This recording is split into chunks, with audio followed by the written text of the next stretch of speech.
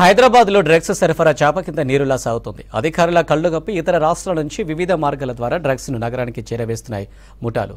Narcotics టీమ్స్తో పాటు SOT అధికారులు drugs supply gangs వాటి మూలాలపై నిఘా పటిష్టం చేశారు. డ్రగ్ ఫ్రీ తెలంగాణ చేయడమే లక్ష్యంగా పనిచేస్తున్నామంటున్నాయి నార్కోటిక్స్ టీమ్స్.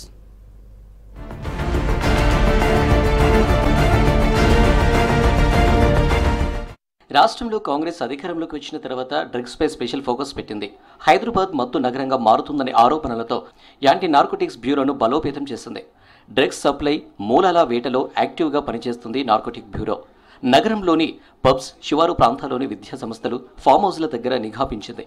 ఇటీవల కాలంలో పక్కా సమాచారంతో డ్రగ్స్ సప్లై చేస్తున్న గ్యాంగ్స్ను పట్టుకున్నారు నార్కోటిక్స్ బ్యూరో అధికారులు.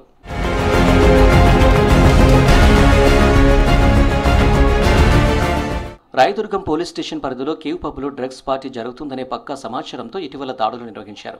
జోరా పబ్లో కూడా రైడ్స్ నిర్వహించారు అధికారులు. రాజస్థాన్ నుంచి హైదరాబాద్కు బస్సుల్లో స్వీట్ బాక్సుల మాటున హెరాయిన్ను తరలిస్తున్నారనే సమాచారంతో అధికారులు అలర్ట్ అయ్యారు. ఈ ఘటనలో నలుగురిని పట్టుకుని 7 కోట్ల విలువైన హెరాయిన్ను స్వాధీనం చేసుకున్నారు. వీటితో పాటు నైజీరియా నుంచి హైదరాబాద్కు కొకైన్ తీసుకువచ్చి అమ్మకాలు చేస్తున్నారనే సమాచారంతో నార్కోటిక్స్, సైబరాబాద్ ఎస్ఓటీ అధికారులు దాడులు నిర్వహించారు. 5 డ్రగ్స్ సప్లై చేసేవారని, మరో 5 డ్రగ్స్ కన్స్యూమర్స్ను పట్టుకున్నారు. ఇలా రోజు నగరంలో శివారు ప్రాంతాల్లో జరిగే డ్రగ్స్ సప్లైని, వినియోగాన్ని కట్టడం చేస్తుంది నార్కోటిక్ బ్యూరో అధికారులు.